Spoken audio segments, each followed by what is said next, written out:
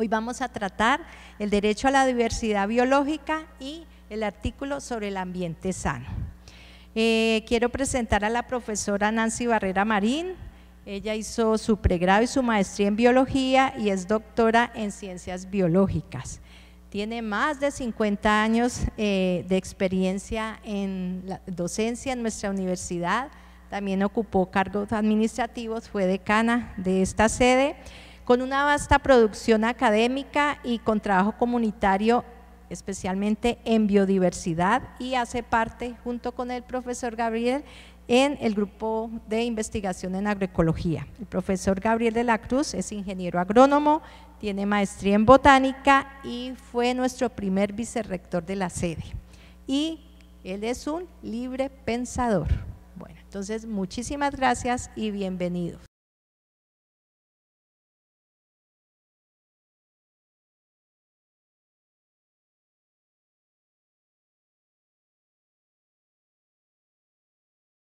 Bueno, agradeciendo la invitación a participar en esta cátedra nacional, percepción de los derechos de los campesinos desde la agroecología. Vamos a trabajar el tema, la agroecología y la valoración de la biodiversidad en los sistemas de producción campesina.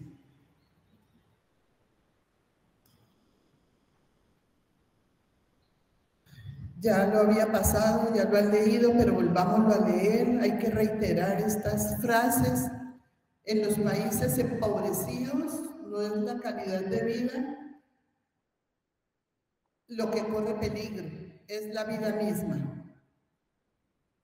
Tenemos un plan de trabajo, 8 puntos, los humanos y sus necesidades y sus derechos, las desigualdades en la sociedad, las necesidades básicas insatisfechas de las comunidades, los instrumentos de política a nivel internacional y nacional para erradicar el hambre y la pobreza, los elementos de una verdadera política pública favorable al derecho a la alimentación, el territorio e identidad cultural, yo creo que esa es la esencia de la conferencia, y la biodiversidad en la lucha contra la pobreza y la desigualdad, valoración de los sistemas de producción tradicionales.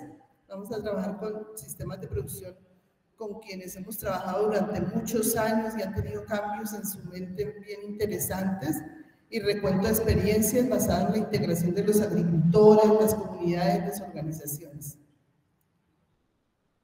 Los humanos, sus necesidades y sus derechos.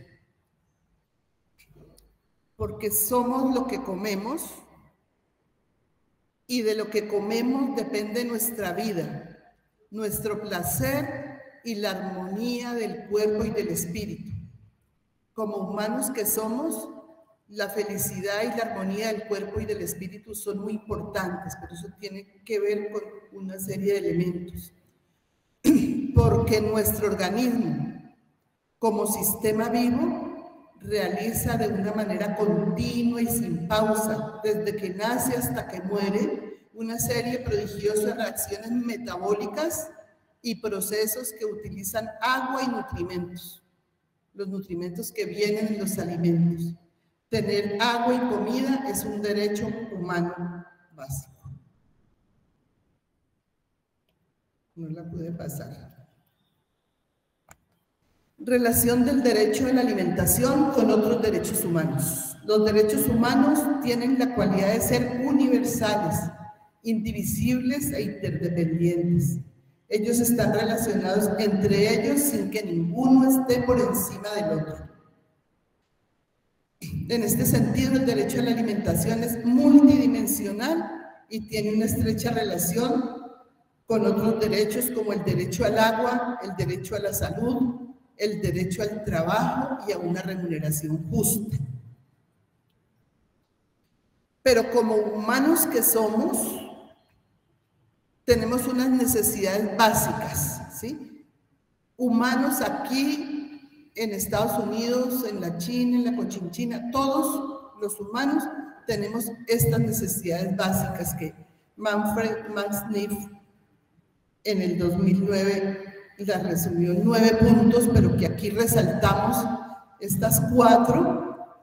Subsistencia es una de las necesidades del hombre, la protección, el entendimiento, el afecto, pero vienen otras que tienen que ver con el individuo como grupo social, la participación, el ocio y la creación. La ciencia parte de un momento en que el hombre pudo acumular excedentes para poder tener espacios para analizar, para pensar, para comunicarse. Cuando se crea el lenguaje, ese es otro punto importante del hombre como humano. Y entonces viene un elemento clave que vamos a trabajar en toda esta charla, la identidad, y mucho más tarde, y por siempre, la libertad y la trascendencia. Las necesidades, miren que uno piensa que la salud, que la comida son necesidades, no, son satisfactores de las necesidades. La alimentación y el abrigo no deben considerarse como necesidades, sino como satisfactores de la necesidad fundamental de la subsistencia. Del mismo modo, la educación, ya sea formal o informal, el estudio, la investigación, la estimulación precoz, la meditación, que son elementos claves del ser humano, son satisfactores de la necesidad del entendimiento. Los sistemas curativos, la prevención y los esquemas de salud en general son satisfactores de la necesidad de protección.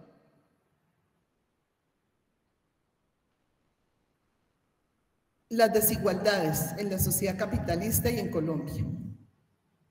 Profe Gabriel, ¿puedes leer esta frase?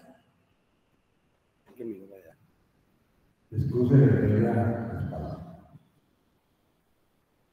En lo más hondo de toda experiencia humana radica el deseo de sobrevivir y prosperar, de vivir sin miedo, sin hambre ni sufrimiento, de poder imaginar la forma de mejorar la propia vida y disponer de los medios para hacerlo de manera autónoma. Esas frases que estamos leyendo, queremos que cada vez que aparezcan allí, ustedes las vayan reflexionando y vayan mostrando en qué no están de acuerdo, en qué están de acuerdo, para poder que a posteriori en las clases podamos hacer la discusión y el debate de las afirmaciones que nosotros haríamos en todas las transparencias que vamos a pasar. Teniendo esa premisa, encontramos, sin embargo, que una quinta parte de los habitantes del planeta ni siquiera pueden satisfacer sus necesidades básicas y mucho menos alcanzar sus sueños o aspiraciones. Entonces, ahí vemos la primera contradicción que decimos de las organizaciones sociales que permitan o faciliten el desarrollo de la vida autónoma, que es lo que en la primera parte mencionamos. En el mundo, en el 2012 se decía que había 820 millones de personas crónicamente desnutridas y 2.000 millones de personas en inseguridad alimentaria.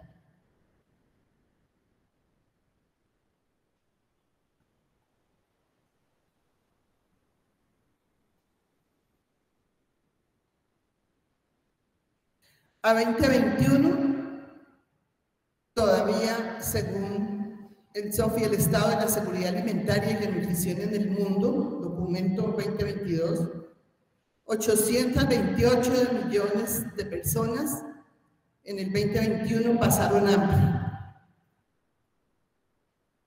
En el 2020, 928 millones de personas sufrieron inseguridad alimentaria grave.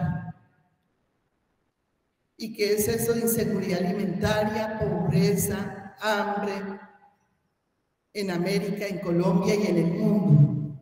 Y entonces uno a veces cree que sabe las definiciones. ¿Y qué es hambre? El hambre es una sensación física incómoda o dolorosa causada por el consumo insuficiente de energía alimentaria. Se vuelve crónica cuando la persona no consume una cantidad suficiente de calorías para llevar una vida normal y activa o para llevar una vida activa, digna y saludable, que sería la otra definición que estamos colocando aquí, que es inseguridad alimentaria y nutricional. Inseguridad alimentaria es un término que describe cuando alguien no tiene acceso o no puede comprar suficientes alimentos o suficientes alimentos nutritivos para la salud, el bienestar general y sobre todo para llevar lo que se llama una vida digna. Y también en nuestro país y en el mundo hay un alto número de personas que padecen pobreza extrema. Y una persona está en pobreza extrema cuando no tiene recursos para comprar o para producir los alimentos, porque uno puede tener su finca, su chacra, pero eso requiere, además del trabajo, requiere unos elementos básicos. Es una situación que va más allá de la carestía de alimentos, de agua potable, de servicios médicos. Es un grave problema de derechos humanos. En esta figura de la CEPAL, analizaba para el 2022 en los países de América cuál era el que estaba más próximo en el porcentaje de pobreza. Y miren que Colombia para el 22 tenía una proyección casi del 40% de su población en pobreza. Pero que la pobreza, ¿cómo se mide? La pobreza, se han diseñado unos indicadores, ¿sí?, para analizar el concepto de pobreza multidimensional. La medición de la pobreza se hace de forma directa o indirecta. El método directo evalúa los resultados, satisfacción o no privación que tienen los individuos respecto a ciertas características que se consideran vitales. Salud, educación, empleo. La medición indirecta evalúa la capacidad de adquisición de bienes y servicios que tienen los hogares. Se trabaja con base en 5 dimensiones, las azules, ¿sí? Educación, niñez y juventud, trabajo, salud, vivienda y servicios, y en 15 variables. Por ejemplo, las de niñez y juventud tienen unas 5 variables: inasistencia escolar, rezago escolar, no acceso a los servicios de cuidado de la primera infancia, trabajo infantil. Entonces, hablando de los índices de pobreza multidimensional y con los datos del DANE del censo del 2018, ¿sí?, miramos en Colombia,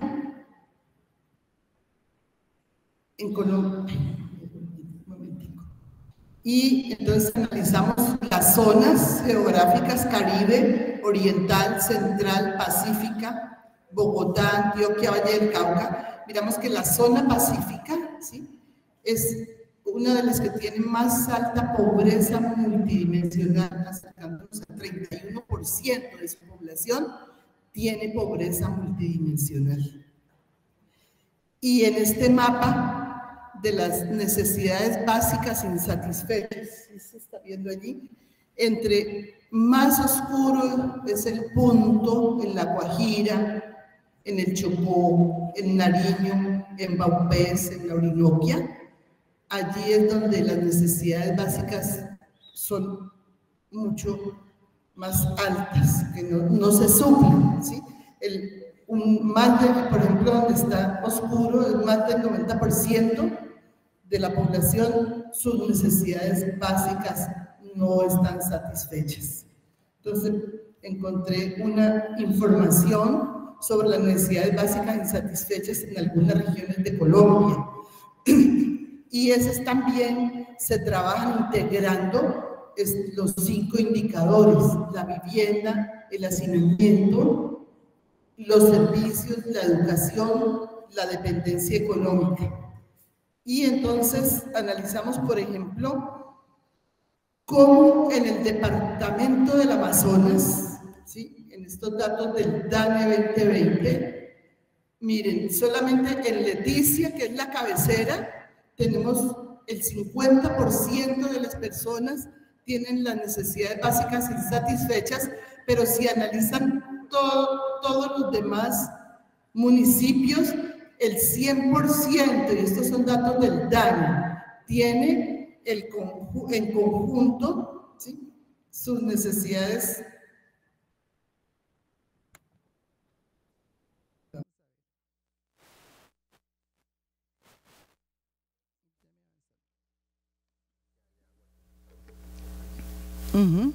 Bueno, entonces miremos, sigamos con el departamento.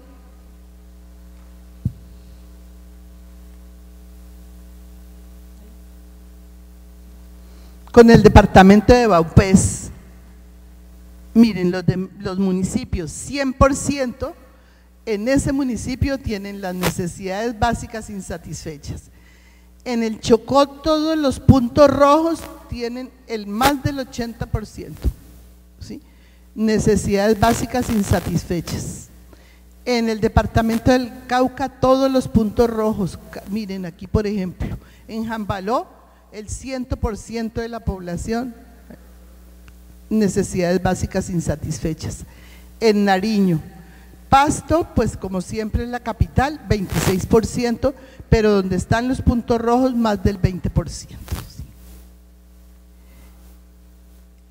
Pero, aunque esa es la realidad, hay instrumentos de política pública a nivel nacional e internacional para trabajar como grupo, como sociedad, para contribuir a erradicar el hambre y la pobreza.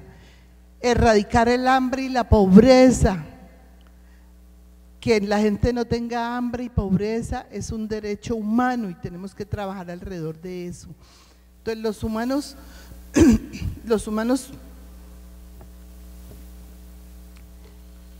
van creciendo como sociedad, van teniendo problemas como sociedad, pero también se reúnen y tratan de analizar qué está pasando y tratan de corregir, ¿sí? Y desde 1972, desde la Declaración de Estocolmo de las Naciones Unidas, ha habido una serie de reuniones analizando cómo solucionar esos indicadores que hemos presentado, ¿sí? En el 87 la Comisión Mundial del Medio Ambiente, en el 92 la Cumbre de la Tierra de Río de Janeiro. Y entonces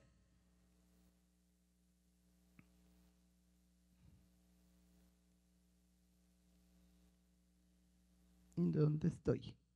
Aquí. Y entonces aparece algo denominado los Objetivos del Milenio de las Naciones Unidas, 8 objetivos de desarrollo,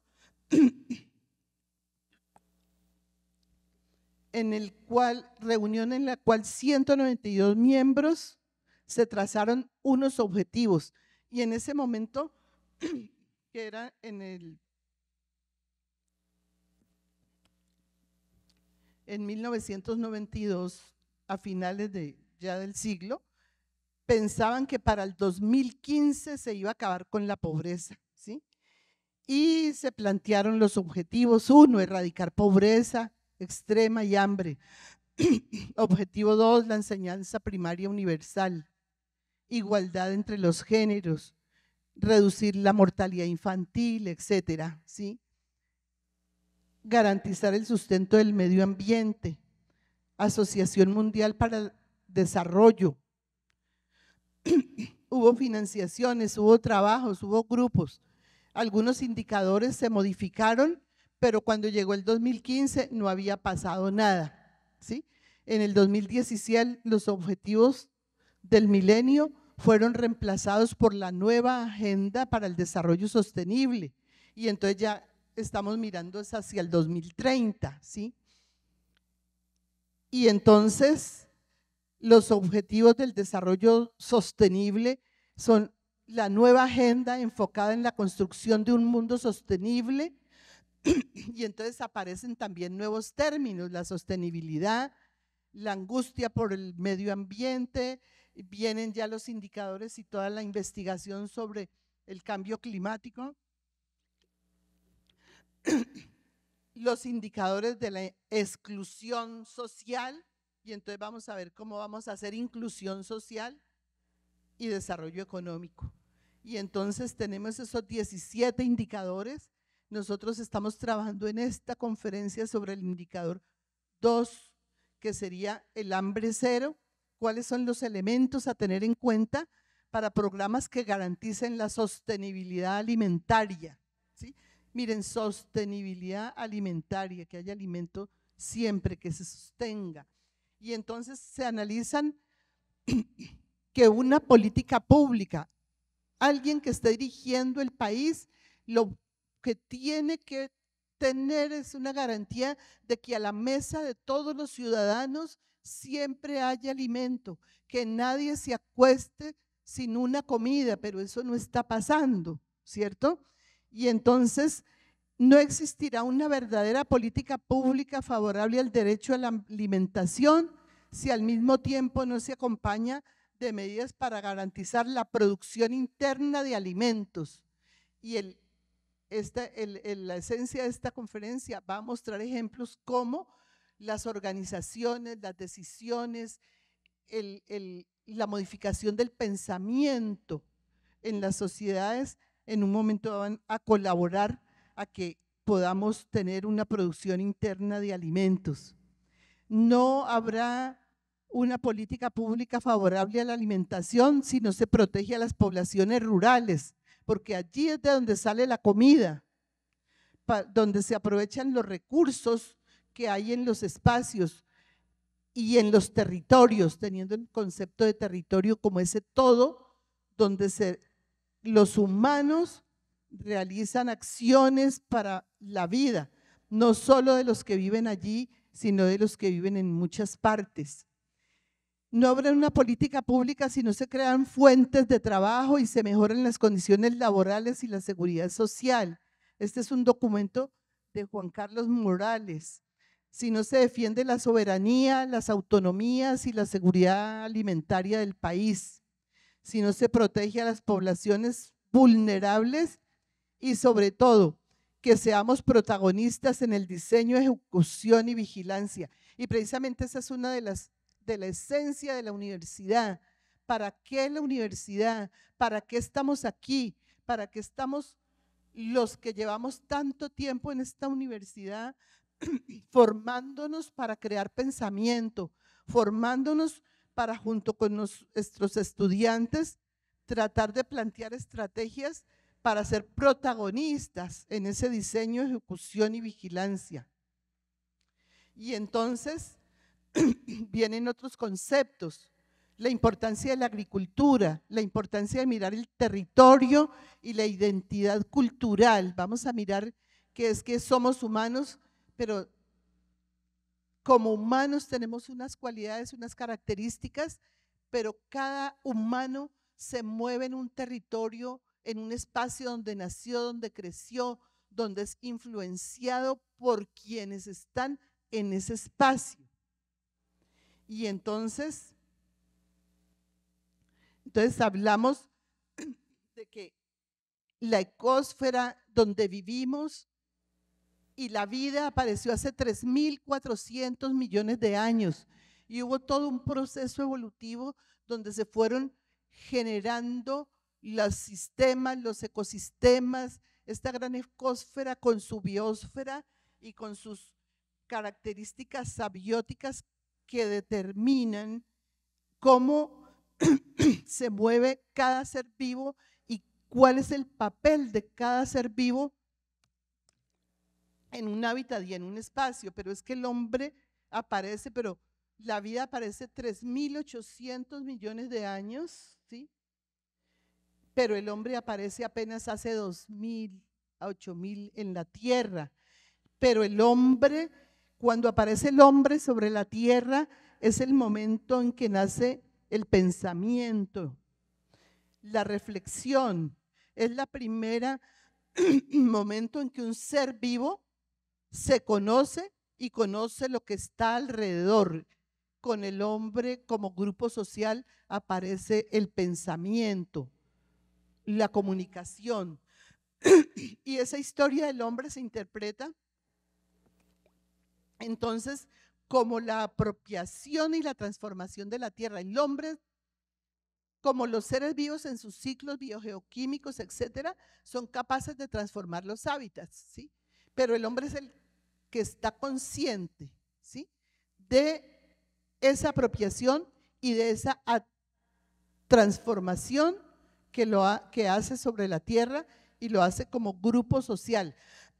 Y en cada sitio y cada comunidad tiene una forma de interactuar con esa naturaleza y una forma de apropiarse de ella.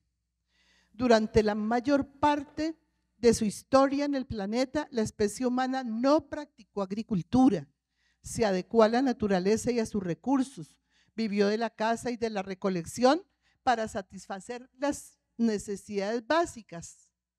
Pero luego, como grupo social, creó la agricultura, y cuando aparece la agricultura se produce un cambio fundamental en las relaciones entre los humanos y entre los componentes, otros componentes de la naturaleza, teniendo en cuenta que el humano es uno de los componentes de la naturaleza, pero para poder ser humano, para poder ser grupo social, depende de todo lo que hay en la naturaleza. O sea que el humano es uno de los elementos de la naturaleza.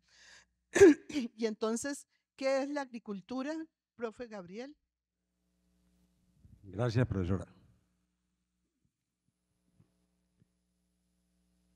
Agro, campo, cultura, es lo que ya ha venido explicando la profesora en términos de lo que el ser humano hace en el campo.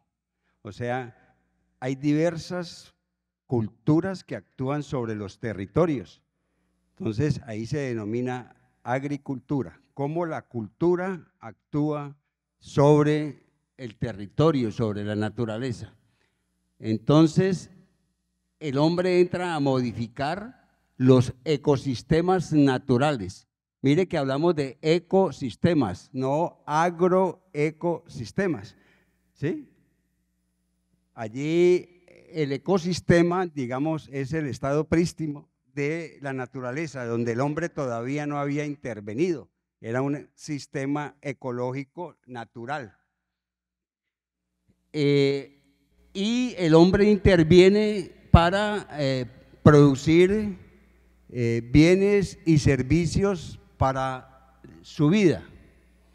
Entonces decimos que el agricultor es quien decide el diseño de una finca, que lo distribuye en el tiempo y en el espacio.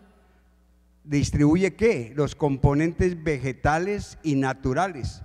O sea, necesita un conocimiento para saber dónde ubica unas plantas, dónde coloca unos animales, ¿sí?, para la producción. Entonces se va desarrollando una relación entre los hombres y la naturaleza, que contribuye a lo que nosotros llamamos la cultura.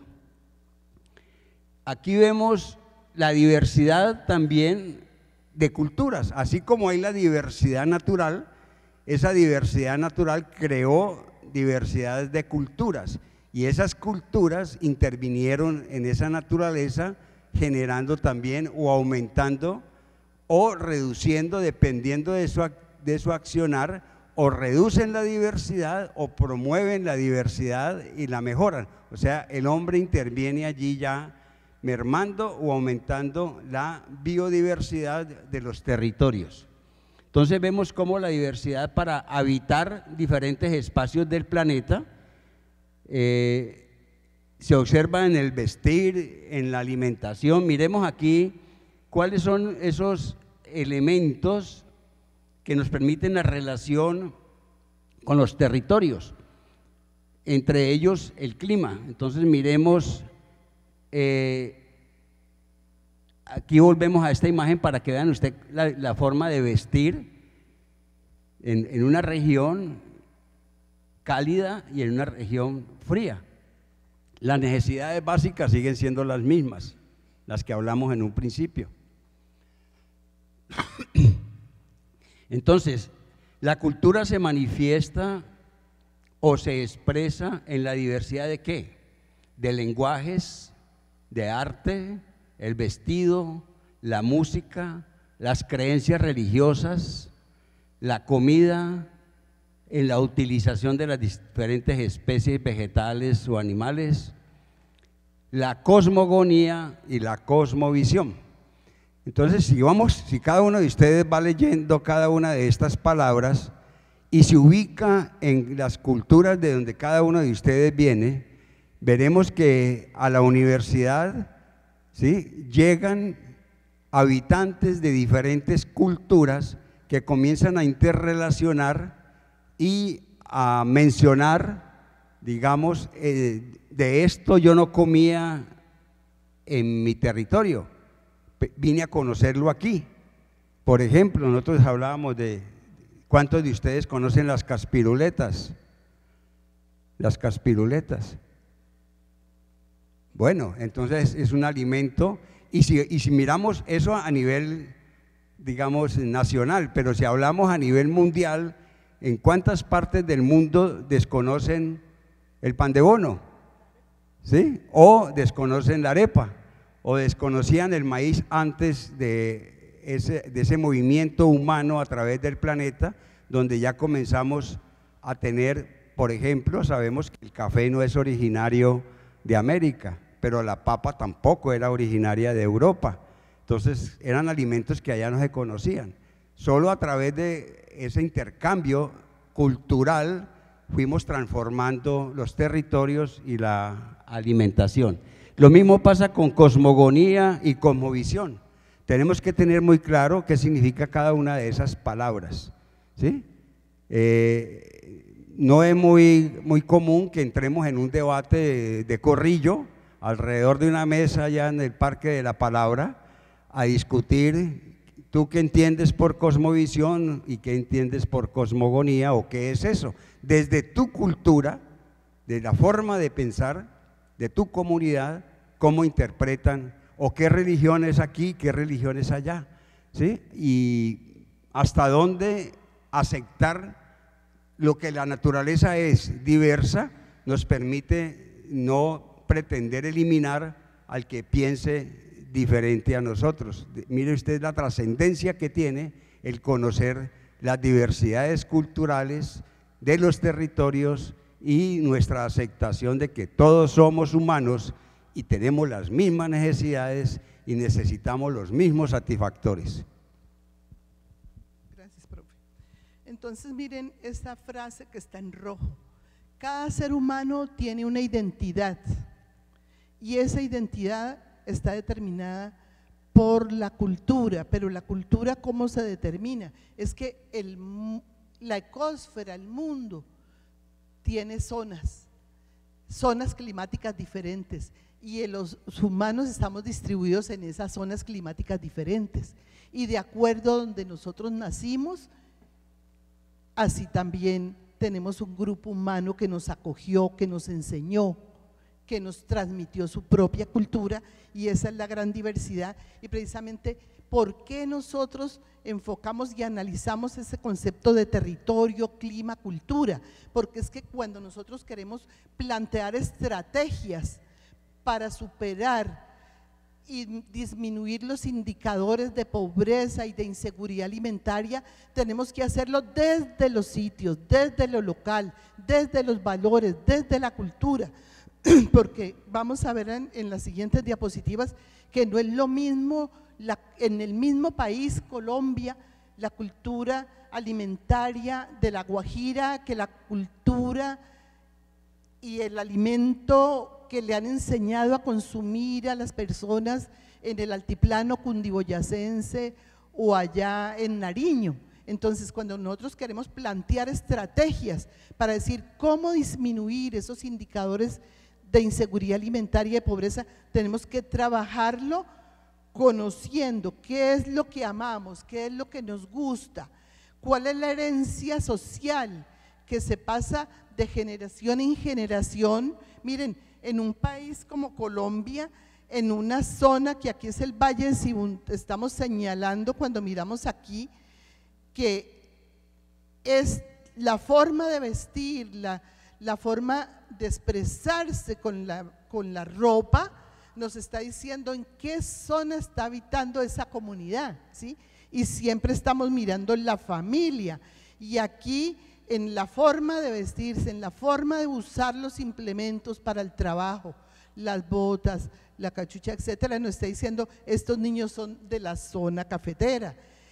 Aquí estamos en el Valle de Sibundoy, esta es una foto del 92, ¿sí? Trabajando con las comunidades en el Valle del Sibundoy, en la laguna de La Cocha, en La Guajira. Entonces miren que cuando nosotros queremos plantear estrategias, tenemos que ubicarnos en el hábitat. Bien, los hábitats están determinados por los climas y en las culturas, y las culturas están determinadas por las sociedades que interactúan con la naturaleza, ¿sí? Y entonces este país, Colombia, que es diversidad de zonas de vida, diversidad de territorios, de culturas, de alimentos, entonces también tienen que haber diversidad de enfoques para enfrentar la inseguridad y la alimentación en general, ¿sí? Y entonces decíamos, no es lo mismo, y miren aquí en esa diversidad lingüística que tiene que ver con diversidad de hábitats y de relaciones. Otra expresión de la cultura es la forma de hacer agricultura, las prácticas de manejo de la tierra y la selección de los cultivos, ¿sí? Y el hombre como grupo social que sobrevive en el hábitat, pero que además genera conocimiento y que genera ciencia. Y es que precisamente hablamos de las prácticas ancestrales. Profe, por favor, me lee esta frase.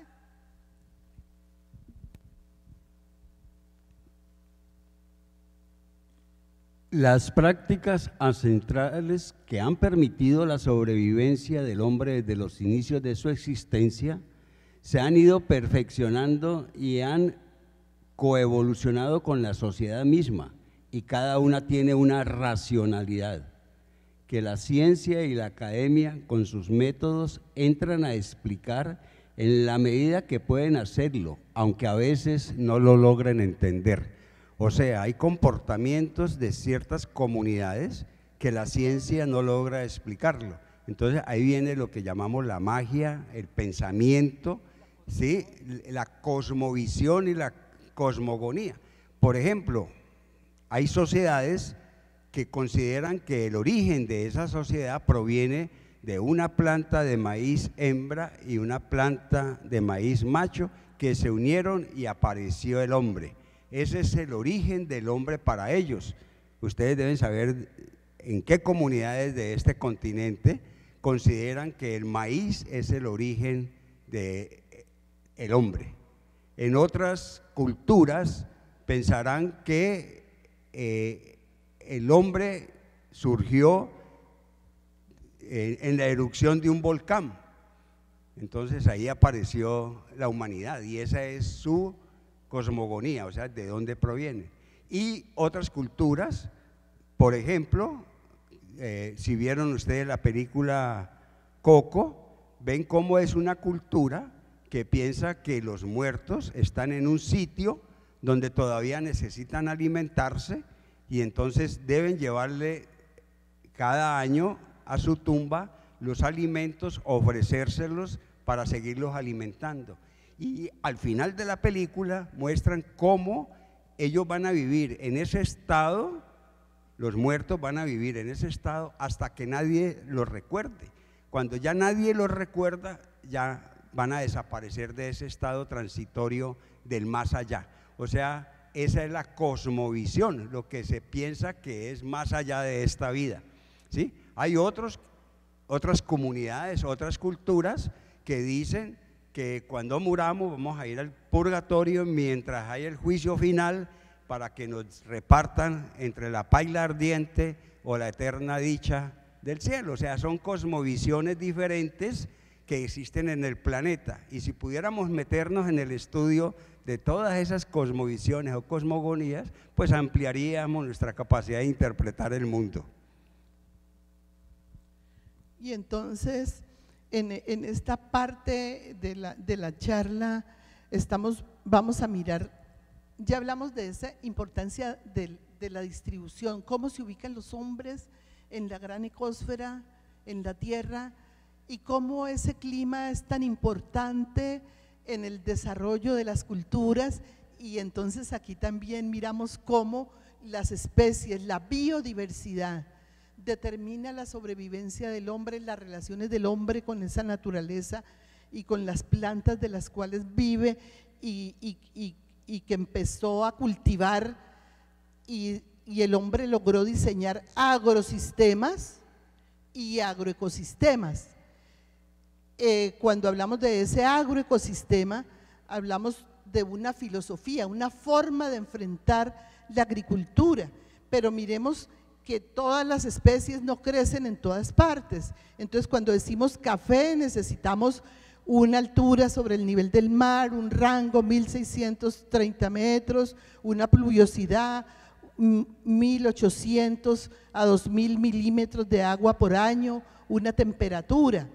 Y entonces en Colombia ese café es muy importante en la cultura, en la economía, etcétera, y aunque no es una especie nuestra, llegó, la adoptamos, se adaptó y generó todo un movimiento y es base de la economía del país. Pero miren cómo nosotros en nuestro hábitat sí podemos tener una especie como el nopal, pero nosotros no tenemos cultivos de nopal, ¿sí? ¿Y el nopal dónde crece? Crece, por ejemplo, esta es una foto tomada en el Nazca, Perú, ¿sí? A 800 metros con 300 milímetros de lluvia. Y entonces ellos en su espacio allá en el Perú o allá en México se han familiarizado, han crecido, han coevolucionado con esa especie y siembran para satisfacer sus necesidades básicas, ¿cierto? Y la interactúan con el clima, etcétera, ¿sí? Y entonces las innovaciones y la forma de hacer agricultura pues también tienen que ver con esos hábitats, y esas especies también las organizan, hacen interacción entre ellas, como por ejemplo aquí tenemos el caso de la milpa, ¿cierto?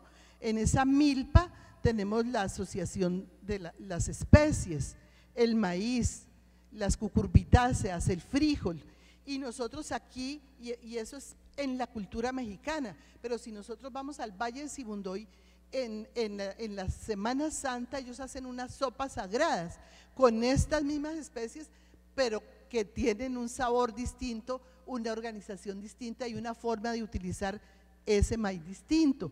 Y entonces así es como decimos que también en la forma de hacer agricultura, estos andenes del Perú, cada cultura en cada sitio, en cada espacio, tiene una innovación y una práctica cultural diferente.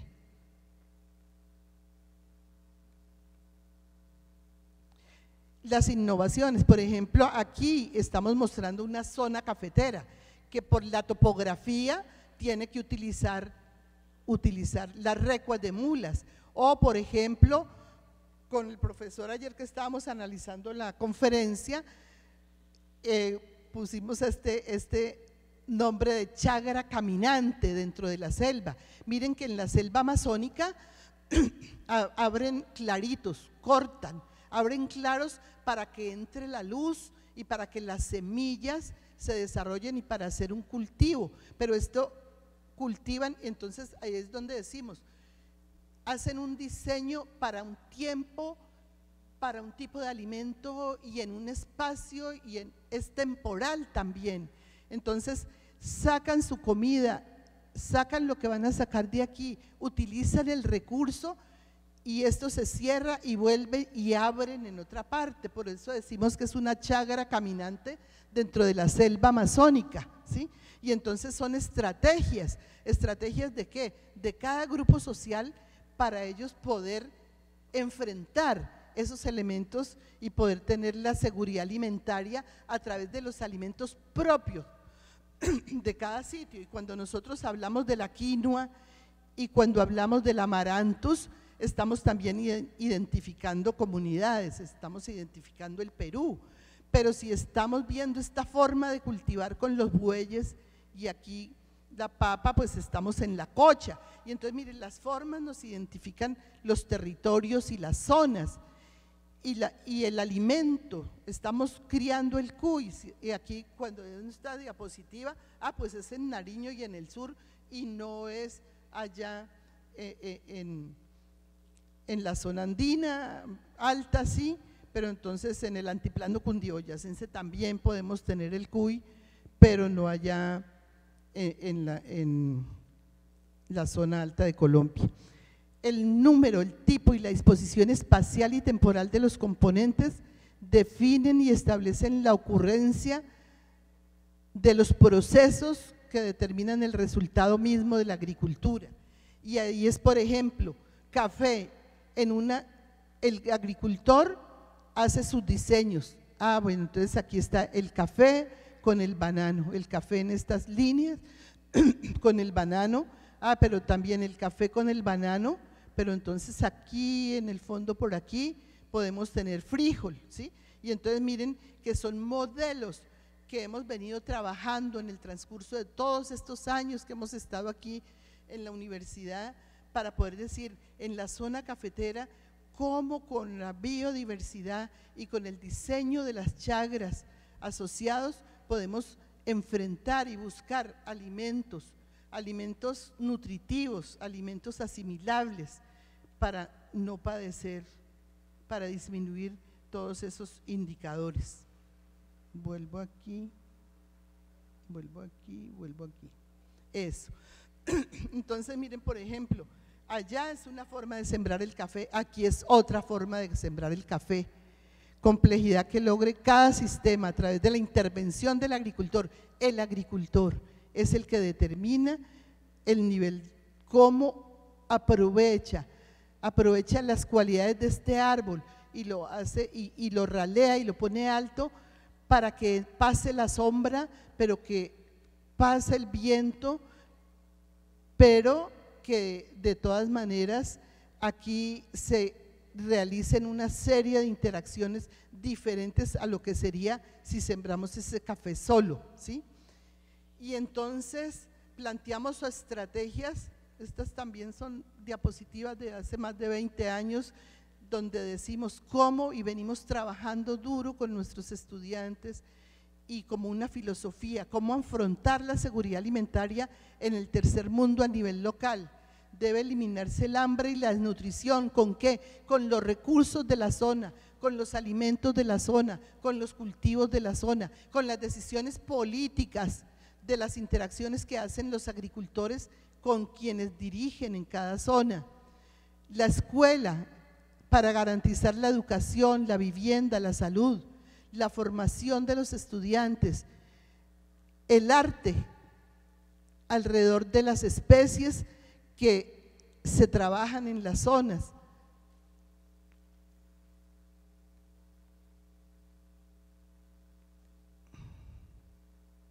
Vuelvo.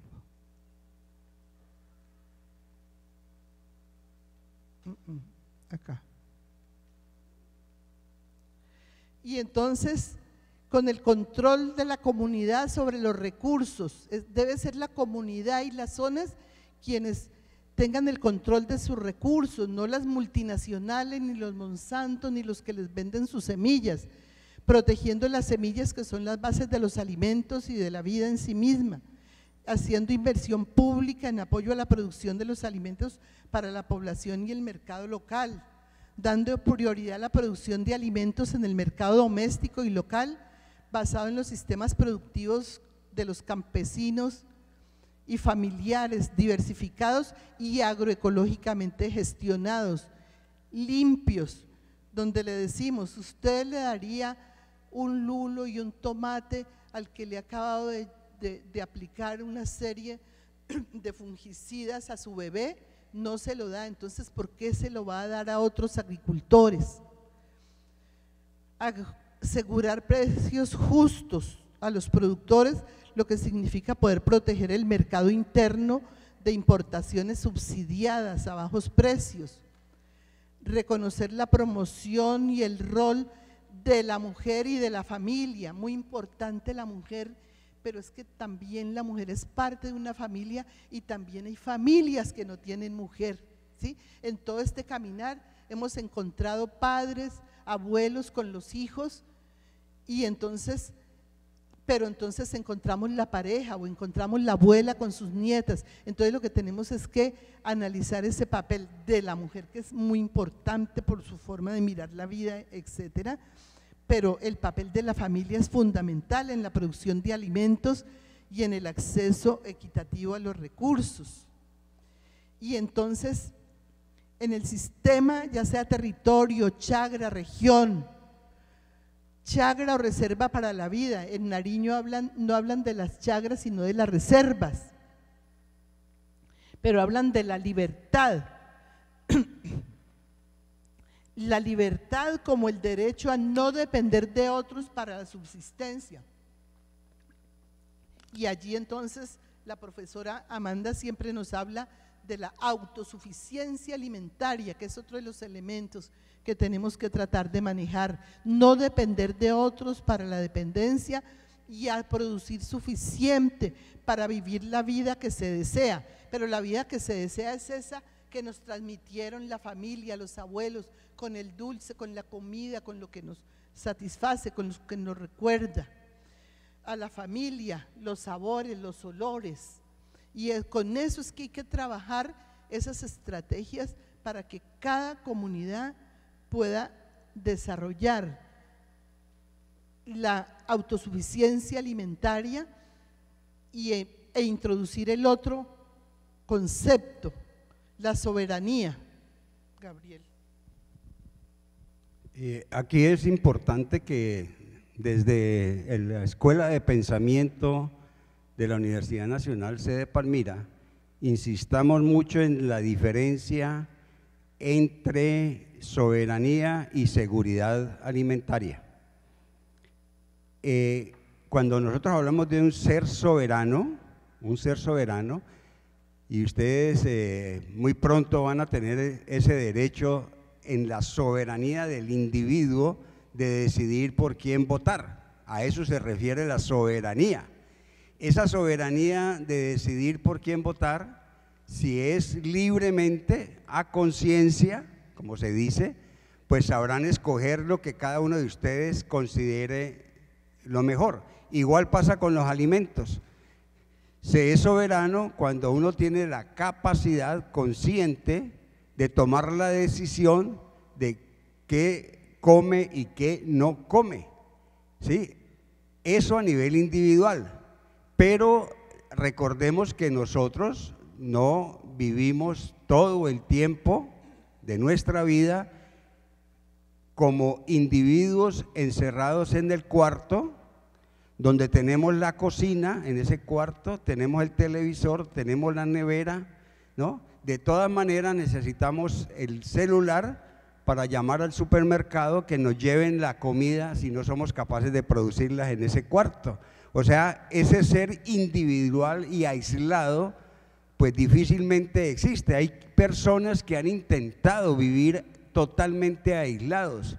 Hubo un rico famoso que compró una isla para vivir allá en una cueva, ni siquiera construyó habitación, en una cueva, pero tenía un gran bote para de vez en cuando viajar de la isla a la capital de ese país, abastecerse de las cosas que no tenía. O sea, necesitaba de todas maneras de vez en cuando salir, porque él optó como individuo soberano de vivir solo en una isla, no quería tener relación con los humanos, pero al final, en determinado momento, mantuvo su yate ahí al pie de la isla para las necesidades que tuviera que ir a buscar medicina, alimentación, a buscar lo que los otros humanos estaban produciendo para la existencia de él.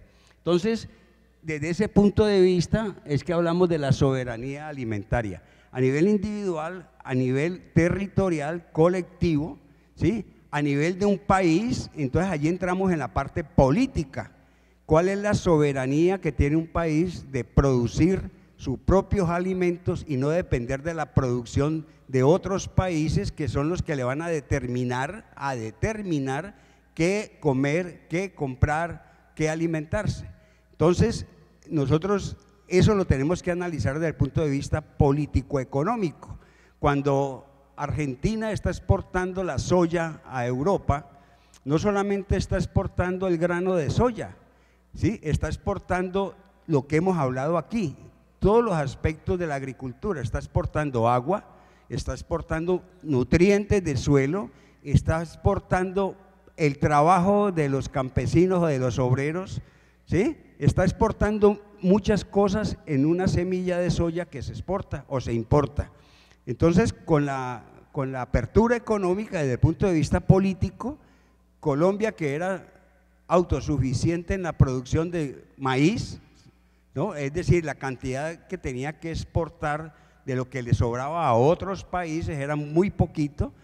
Hoy casi el total del maíz que se consume es importado, o sea que tiene que tener otras fuentes de dinero, capacidad de dinero, para poder ir al mercado mundial y conseguir cómo alimentar a los colombianos. El campesino no tiene que pensar en eso, porque él siembra su maíz, ¿sí? Si tiene territorio, que es por eso decimos las necesidades, si tiene dónde, pues tiene un territorio donde producir y consumir lo que quiere. Entonces, ahí vemos cómo ese derecho de los campesinos, ¿sí?, de producir, y de los consumidores, de ahí vienen los mercados agroecológicos que ustedes ya conocen y que han visto y que han visitado. Una relación entre el que produce y el que consume, que debe tener el conocimiento. Por eso se hacen las salidas de campo, para visitar y ser conscientes de que ese campesino está produciendo sin la aplicación de insumos. También entender algo que desde el punto de vista político, económico, cuál es el papel de los campesinos para la alimentación del resto de la comunidad. Casi el 70% de lo que consumimos,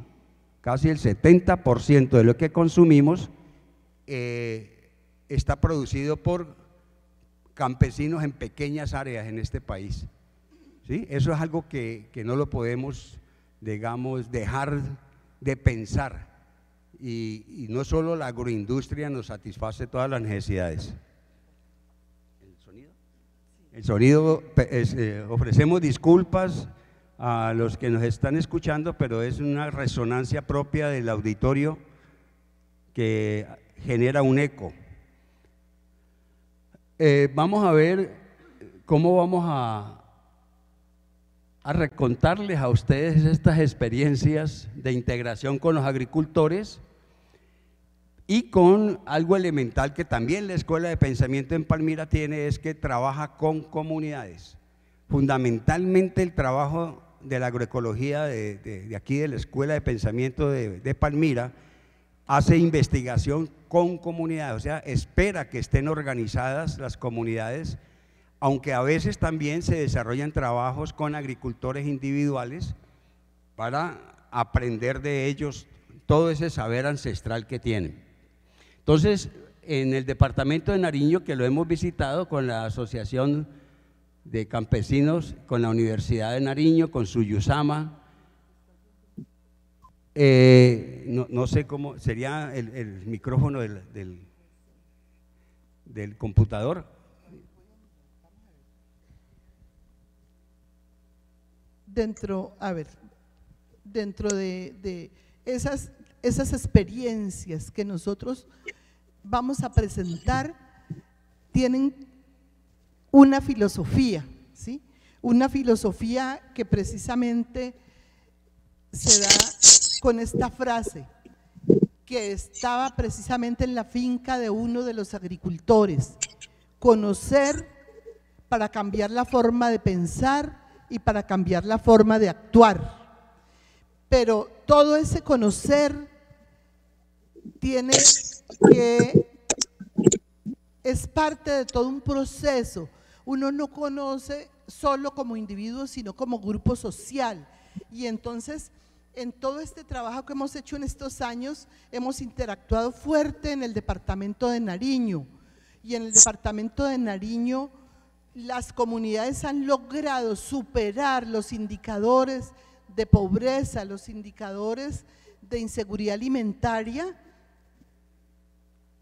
a través de reuniones, de grupos, de asociaciones que en Nariño están lideradas por la ADC, por la Universidad de Nariño, por Suyusama, en la Universidad del Valle del Cauca, por el CIPAB, la Universidad Nacional y del Valle, las ONGs como el INCA y el SENA, que lideran procesos de capacitación sobre los principios de la agroecología como ciencia emergente y que integra los conocimientos de las comunidades.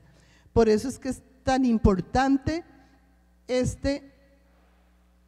aquí están Suyusama, Universidad de Nariño, y bienvenidos los colegas de Suyusama que están conectados, la Asociación para el Desarrollo Campesino. Pero partimos de esto: conocer para caracterizar, preservar los recursos bióticos y abióticos de los sistemas, defender la vida, el ambiente y sus componentes con los recursos propios de su territorio, entendido en sus dimensiones espacial, para mejorar su propio territorio y la calidad de vida. Pero ¿cómo se defiende la vida y el territorio a partir del conocimiento? Entonces hay una interpretación que hacemos y que está escrita aquí a partir de nuestras discusiones. El conocimiento es una flor que se cultiva, la cultiva el humano desde que nace, con los elementos del hábitat, ¿sí?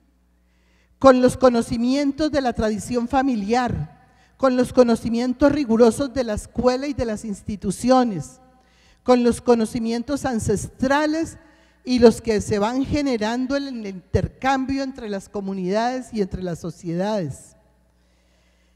Y vamos privilegiando dentro de la filosofía la importancia del territorio y del hábitat y de la chagra.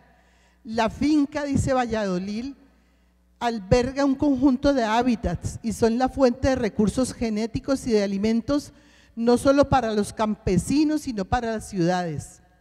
Por lo menos la mitad de lo que consume la humanidad viene de la chagra campesina y son las plantas cultivadas con los saberes milenarios los que nos proveen los alimentos. Y entonces aquí vamos a hacer un análisis rápido, ya nos quedan unos 5 o 10 minuticos, un análisis de la reserva agroecológica Cuatro Esquinas en el municipio del Encano. Nosotros en este doctorado en agroecología hemos tenido una unión muy intensa con la Universidad de Nariño, con la Universidad del Cauca, con la del Valle y con las instituciones, y parte de nuestros laboratorios en el doctorado en agroecología ha sido precisamente todas esas visitas allá y ese intercambio con las instituciones y con las comunidades. Y entonces, Gabriel, te cuadras aquí y hablas.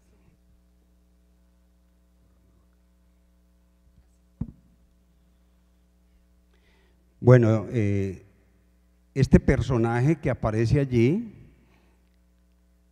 Don Marino, en el refugio de Tres Esquinas, nos dio unas grandes enseñanzas, porque provenía de ser un carbonero, o sea, de internarse en la selva durante muchos días a tumbar árboles y producir carbón.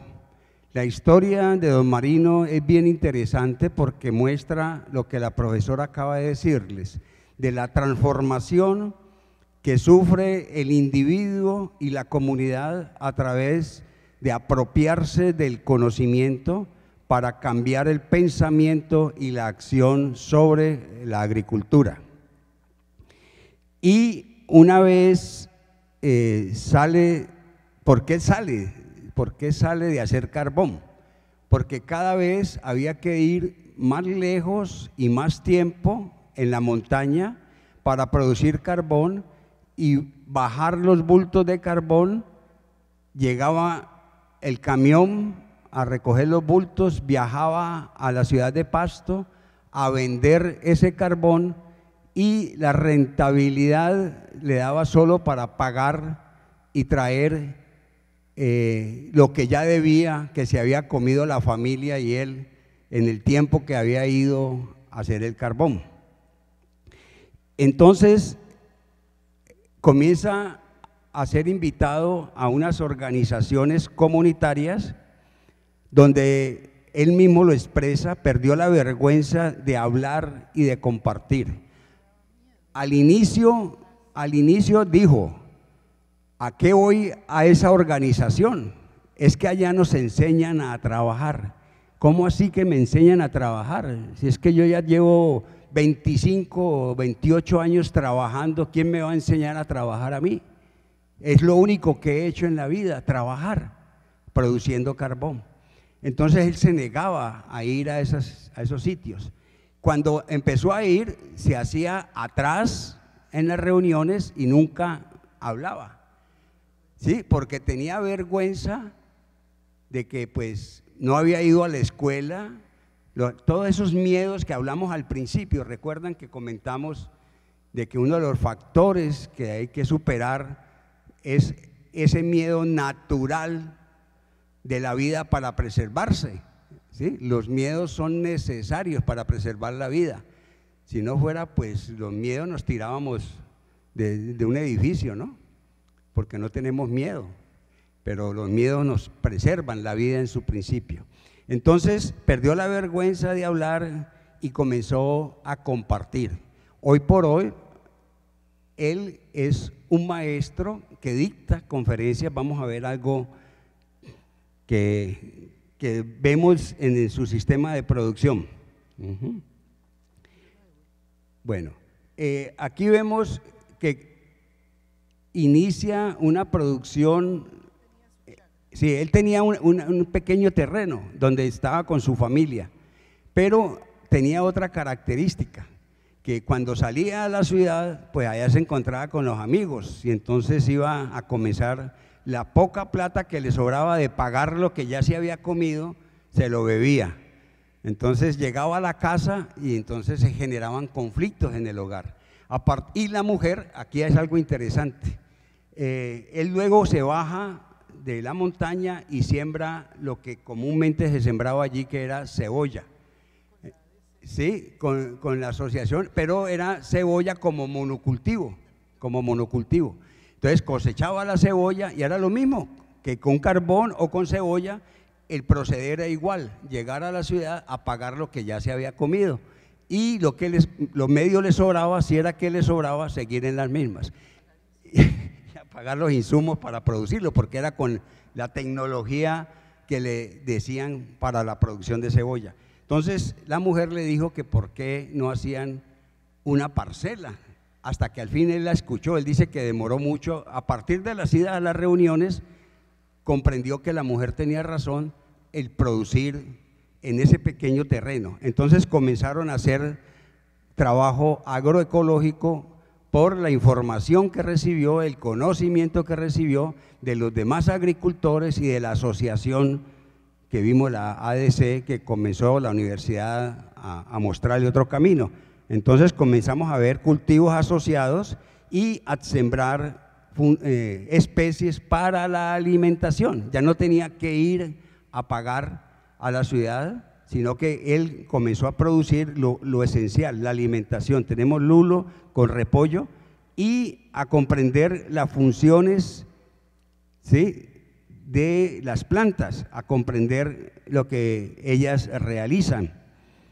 Y nosotros posteriormente con la universidad y con las instituciones se explicaba, él tenía la capacidad ya de explicar cómo funcionaba ese ambiente en términos de la fotosíntesis, ya hablaba de las relaciones nutricionales, ¿sí? Y comienza a intercalar repollo, lulo, cebolla, ¿sí?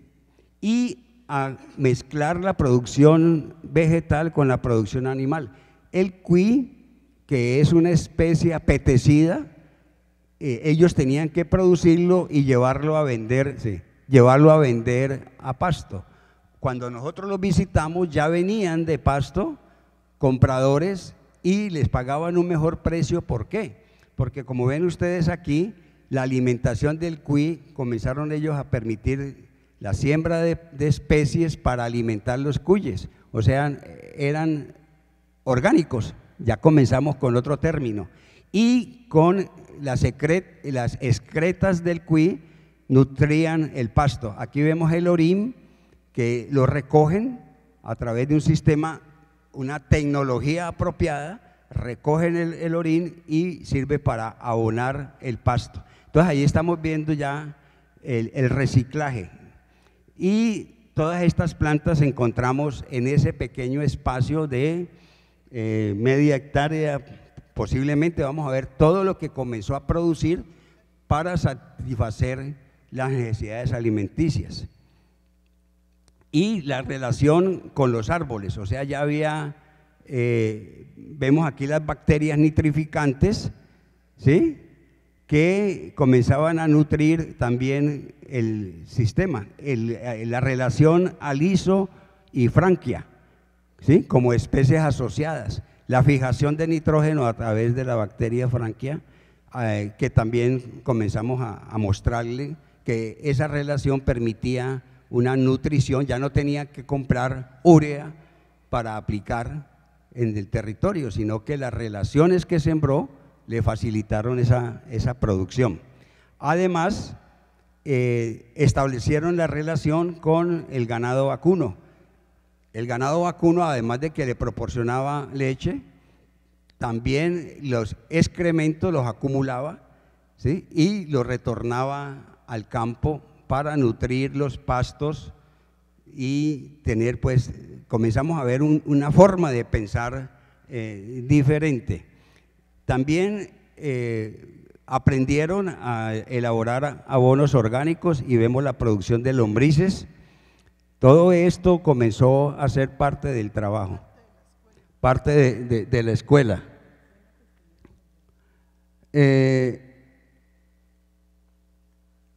La filosofía, como dijimos, básicamente fue conservar la vida. Todo lo que hacen es para una vida sana, ¿sí?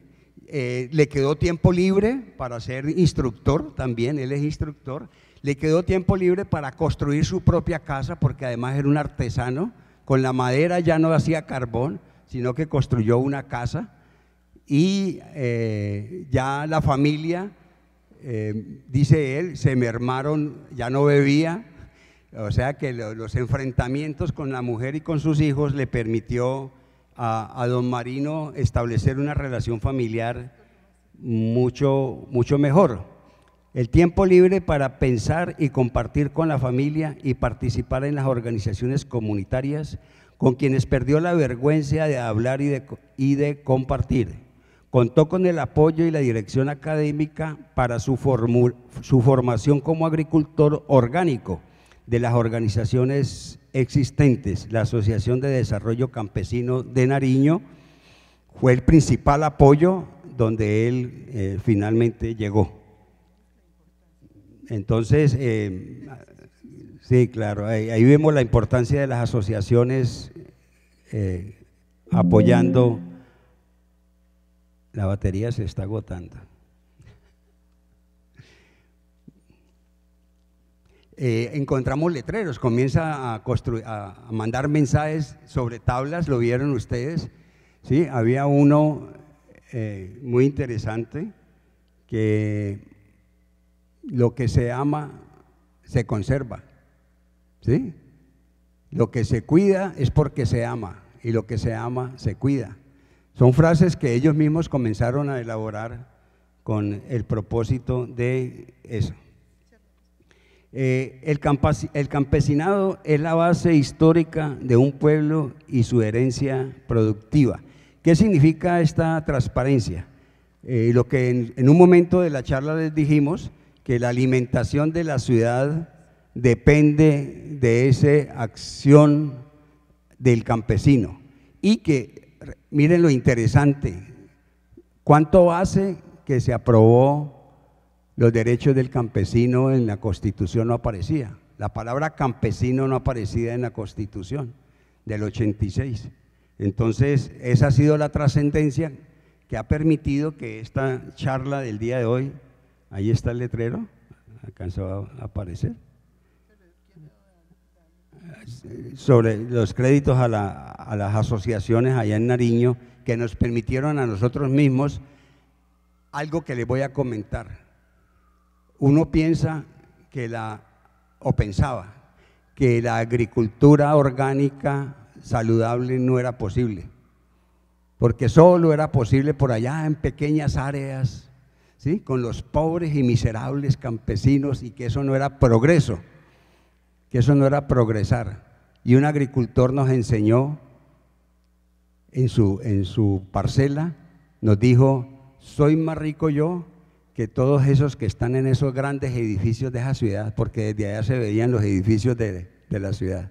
Vivo más rico aquí con mi familia, nutriéndome bien, comiendo bien y trabajando, porque lo que llevo aquí 30 años en esta parcela, ustedes lo ven en media hora, pero son 30 años de trabajo para lograr lo que tengo hoy.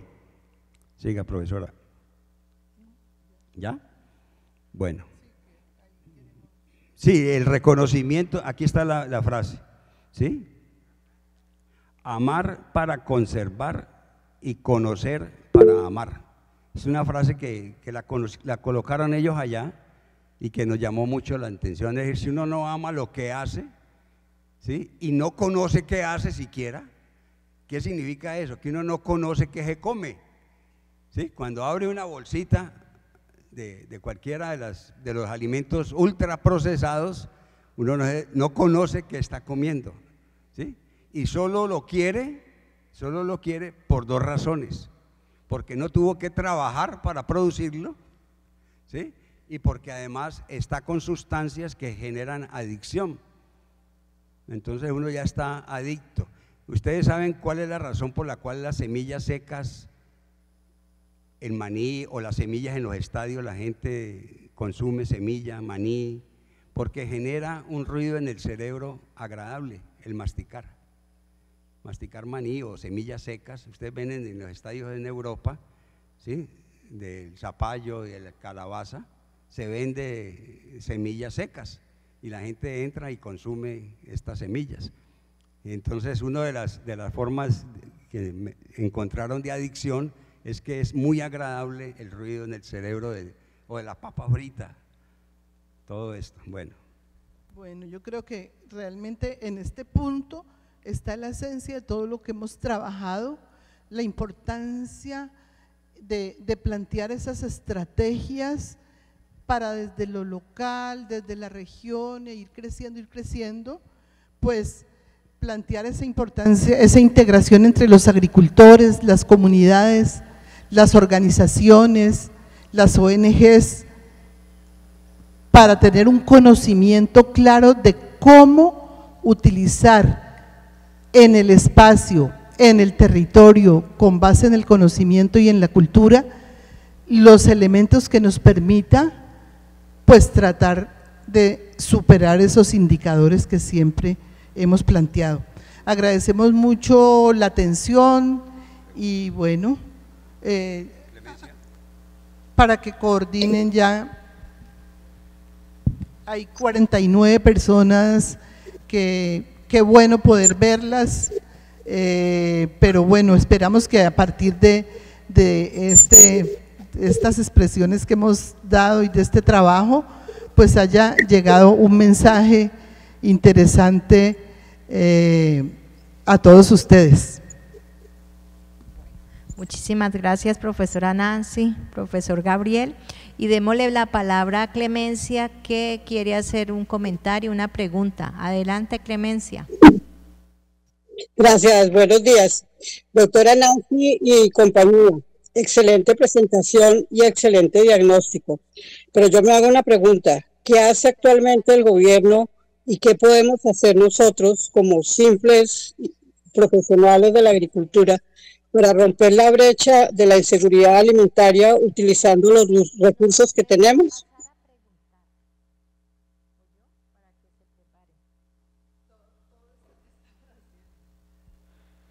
Precisamente, miren, precisamente yo creo que nosotros tenemos toda una historia aquí en esta universidad, ¿sí?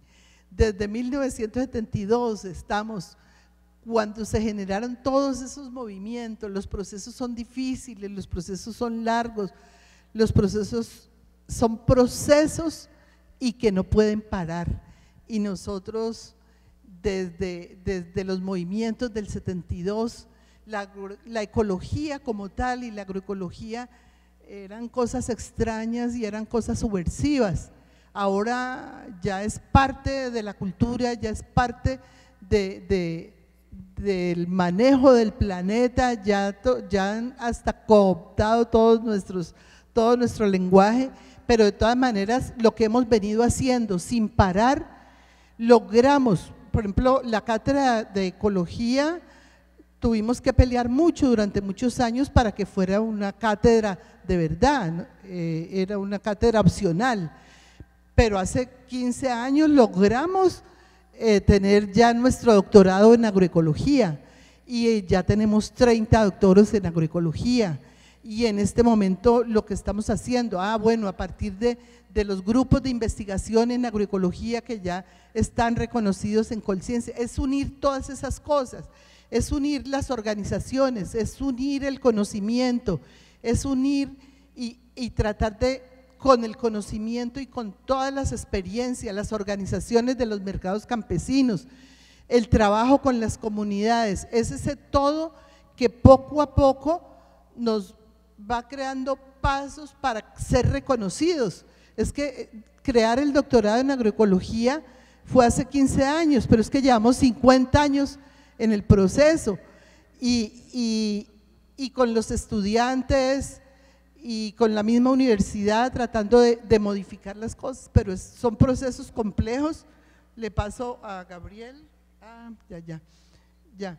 Entonces, pero la síntesis está aquí, el conocimiento, las organizaciones, las comunidades, el tratar de impactar en los municipios. Yo, por ejemplo, hay egresados que venían, estaban aquí y luego se van, y es, por ejemplo, la niña ingeniera agrónoma que ahora es la secretaria de Agricultura allá en el último municipio, en Jambaló, donde donde las necesidades básicas insatisfechas son el 100%. Pero es que ya vino, se formó aquí en la Universidad Nacional, se fue.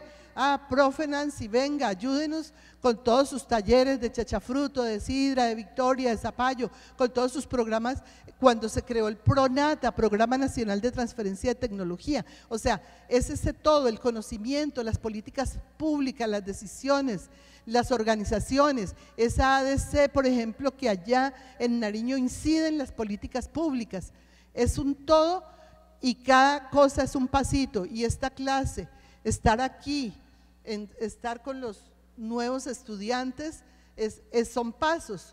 Incidir en cada familia, incidir en nuestro propio pensamiento es un paso para avanzar, pero lo que pasa es que el buque es muy grande y las fuerzas de nosotros son pequeñas. Sí, muchas gracias, muy buena la pregunta, porque esa pregunta nos la hicimos hace 50 años, cuando los maestros Hernando Patiño y todo este grupo, nosotros éramos alumnos de ellos y nos sembraron la semilla de la ecología, y posteriormente la universidad nos permitió ir desarrollando la agroecología. Y en el intercambio con muchas instituciones del país y del mundo, pues ha ido construyendo la teoría, digamos, los temas, y se han ido impregnando muchas páginas de letras, de textos, de ideas, y en el campo mucho trabajo por parte de los campesinos realizando y agricultores realizando la agroecología. Me acabaron de llamar para decirme una persona, dice que lo esencial es la tierra, es decir, que el campesinado tenga tierra, y ustedes saben que en este momento pues hay propuestas de proyectos para asignar territorios a la producción de alimentos. Allí el debate está en el debate del día. ¿Producir alimentos cómo? Esa es la pregunta que tenemos que resolver, porque podemos darle tierra a agricultores y a campesinos para que produzcan con toda la tecnología de la revolución verde, en el cual, desde el punto de vista de soberanía alimentaria y de rentabilidad, pues van a fracasar.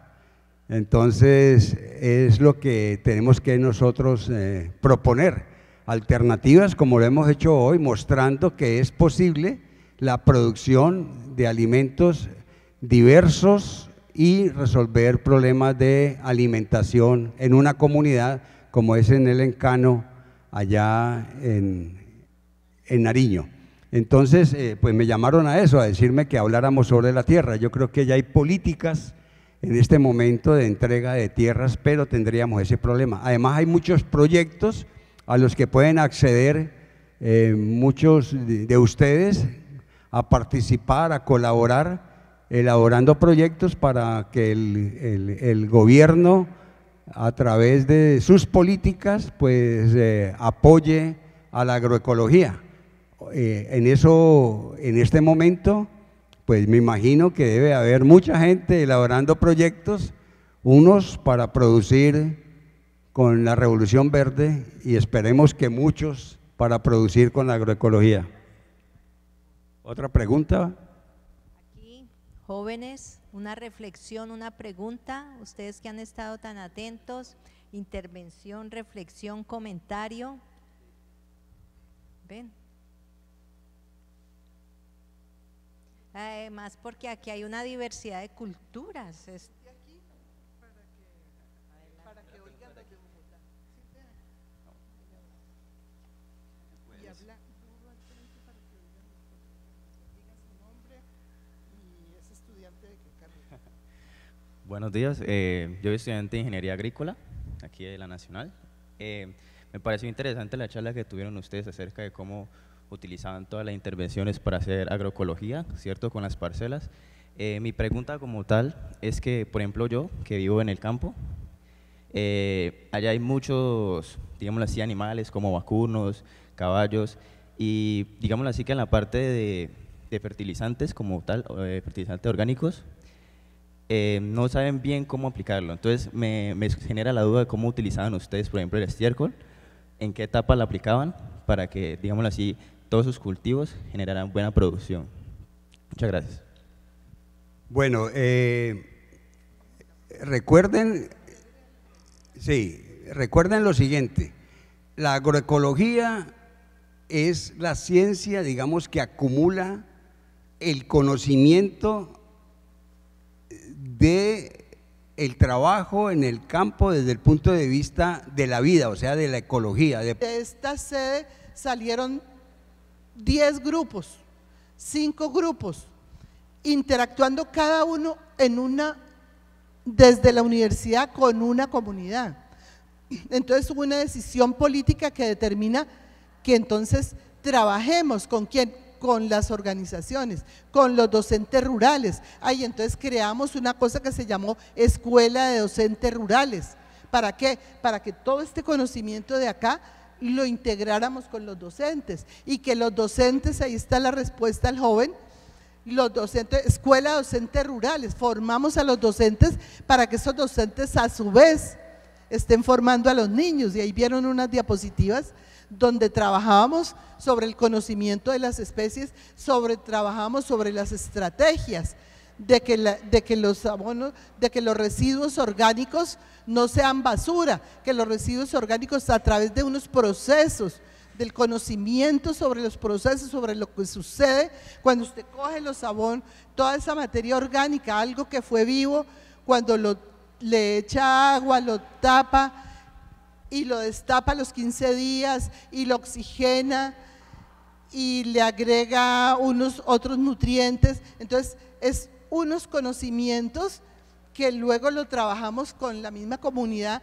y que ahora tendría que decirle yo al joven, no, es que cómo hacer compostaje está en muchos videos del internet, en YouTube, ¿sí? Pero ahora lo que usted tiene que hacer es tomar la decisión de que su finca se transforme, de que el terreno, la chacra, por eso decimos tan importante ese mensaje que dio el estudiante, la persona que llamó a Gabriel, la tierra, porque cuando hacemos el proyecto, si ese pedazo de tierra no es mío, ¿cómo voy yo a sembrar esos 50, esos 70 árboles de chachafruto que quiero sembrar para dentro de 3 años tener comida nutritiva?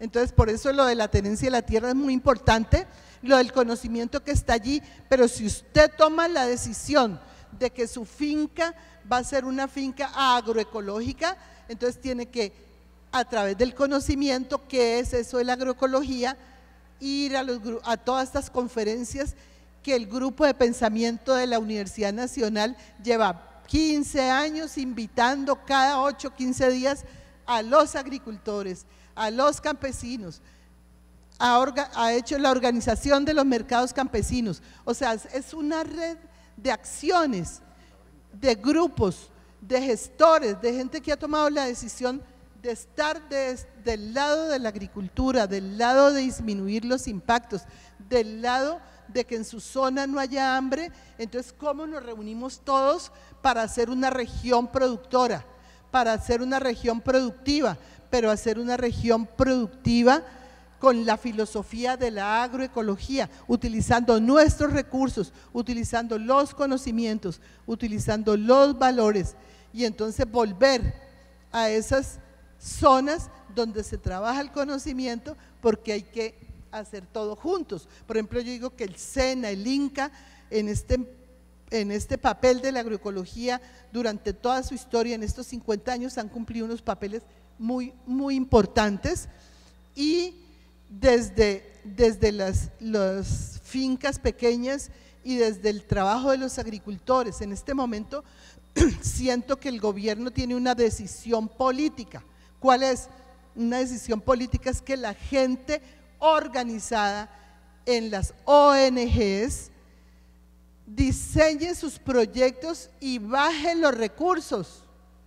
Y entonces hay toda una red de conocimiento, una red de universidades, una red de instituciones que te van a enseñar y que te van a apoyar y que te van a asesorar para diseñar el proyecto con todos los indicadores que dice el que está dando los recursos. Entonces uno tiene que meterse a esas páginas y decir, hay plata, ¿dónde está la plata? Está en tal sitio, pero para eso tengo que organizarme, porque es que, por ejemplo, la ADC en Nariño ha influido en lo que pasa en su comunidad, pero es que la ADC lleva 30 años trabajando, 30 años con una filosofía, 30 años diciendo, interactuando con los gobiernos, diciéndoles, mire, esta comunidad de aquí tiene estas necesidades, venga comunidad, y entre nosotros las soluciones a este problema es este.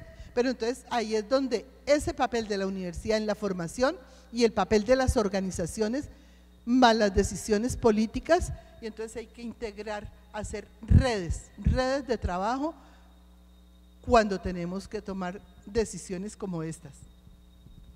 Y recuerden, uno de los objetivos de la cátedra para todos ustedes es que se apropien, conozcan todos estos derechos, y estos son aplicables en todos los niveles. Sí, muchísimas gracias. Ya pero sí me gustaría una frase de la gente que está conectada a través de la cátedra por internet. Bueno. Sería muy interesante que escuchar algún comentario de alguien que esté conectado. sobre experiencias que tengan las personas que están conectadas. Muy importante, amar lo que se hace y conocer lo que se hace para amarlo.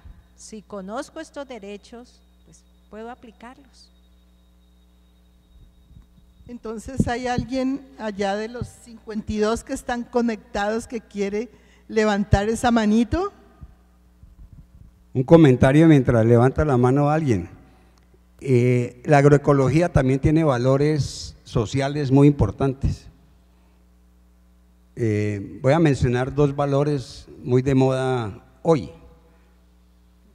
La honestidad, la sinceridad, son valores humanos también que tienen que ver con el respeto, porque pues si yo voy a meterme a un proyecto para resolver un problema de la agroecología, porque han existido entidades que utilizaron dineros de entidades internacionales con el discurso de que iban a calmar el hambre, ¿sí? Y pues calmaron el hambre de ellos. No quiero mencionar más allá, pero ahí también se requiere valores humanos para desarrollar la agroecología. Parece que ya hay alguna pregunta, alguna intervención.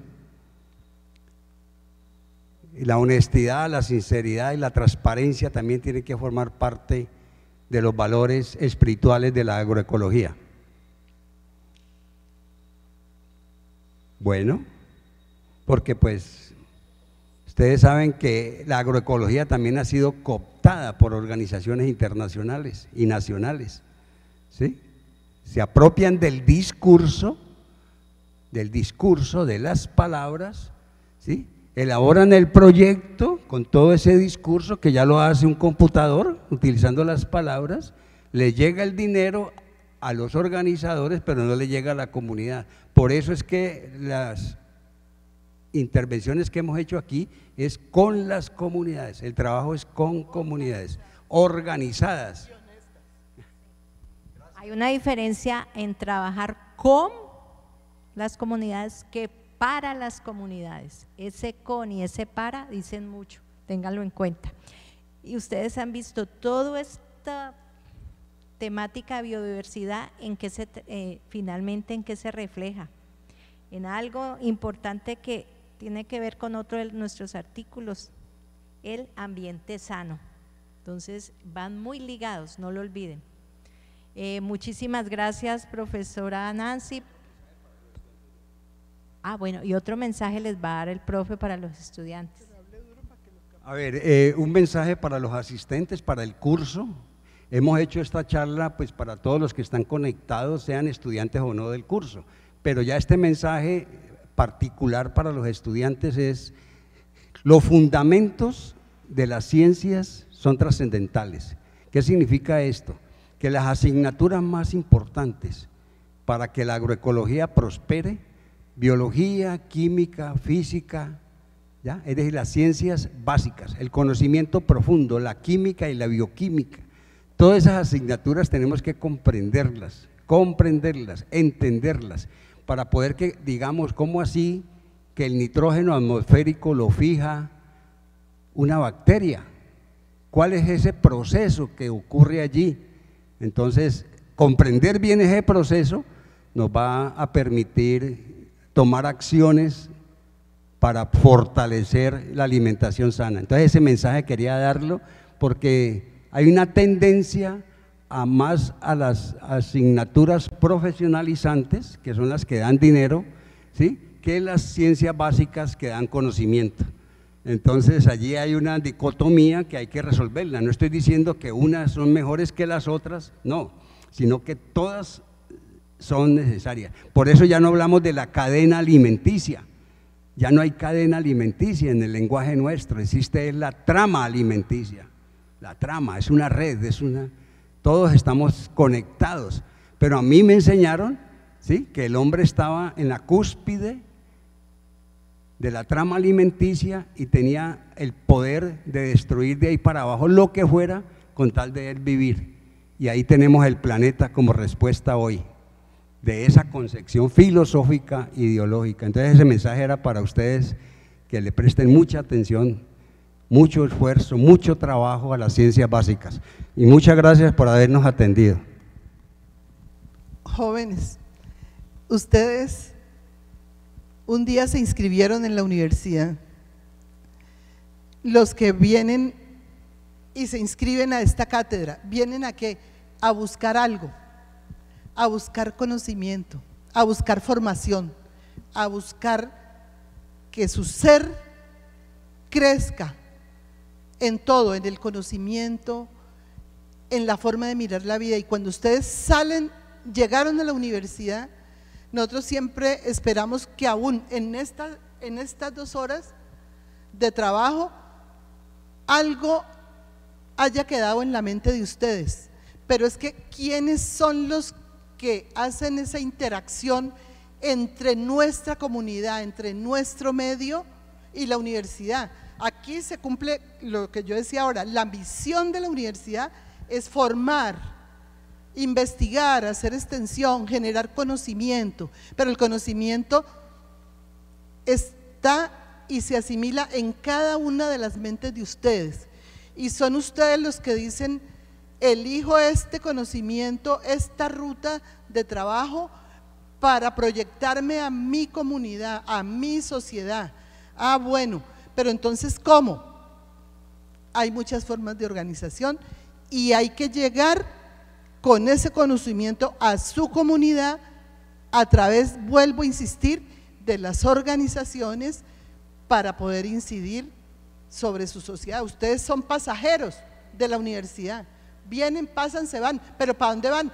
Para la sociedad. ¿Con qué? Con un cúmulo de experiencia, un cúmulo de conocimientos que le van a permitir incidir y modificar en su hábitat y en su espacio, y sobre todo en todos los demás humanos que están alrededor de ustedes. Entonces es su decisión. El conocimiento sobre hacer compostaje, allá está, ¿sí? Pero una cosa es hacer compostaje en La Guajira a esa temperatura y con los residuos de La Guajira, que hacer compostaje en la zona cafetera a la temperatura de la zona cafetera con los residuos de la zona cafetera. Y entonces ahí es donde, como dice el profesor, el conocimiento básico y el conocimiento que han adquirido en sus cátedras de física, química, biología, etcétera, le van a permitir a usted analizar e interpretar y tomar acciones para saber cómo se comporta el compost y qué tiene que hacer con su compost en ese clima, en esa temperatura de 30, de 40 grados o en una temperatura de 10, 4, 5, 3 grados. Entonces, los conocimientos básicos están, el conocimiento está, y ustedes son los que de nuevo con el conocimiento tienen que tomar decisiones. Entonces hay que estudiar y profundizar en lo que ustedes quieren hacer, y esa es la misión de la universidad. Muchas gracias, gracias a todos los que se conectaron.